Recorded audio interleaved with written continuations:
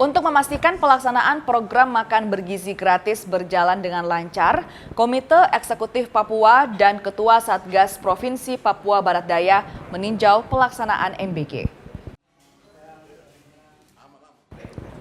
Komite Eksekutif Papua, Komjen Pol Purnawirawan Paulus Waterpau bersama Ketua Satgas Provinsi Papua Barat Daya meninjau pelaksanaan program makan bergizi gratis di SMA Negeri 2 Sorong.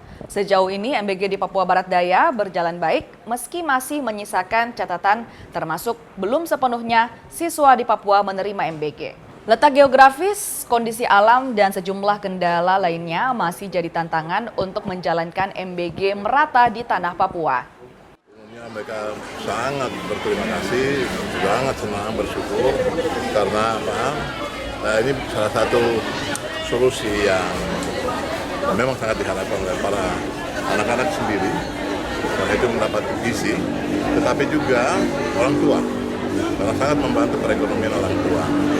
Saya pikir itu sesuatu yang baik, dan Bapak Ibu guru juga ikut merasakan itu semua, termasuk beberapa staf di dalamnya ya. Sambutan anak-anak tadi sangat baik sekali, mereka sangat senang dengan adanya menu MBG dari Bapak Presiden, dan ini program yang sangat baik. Tadi laporan dari Ibu Kepala Sekolah bahwa sejak jalan ini memang anak-anak ini sangat terbantu, terutama anak-anak yang mungkin karena kondisi ekonomi terbatas, kadang mereka tidak sempat sarapan, datang di sekolah ada menu MBG ini jadi sangat membantu sekali.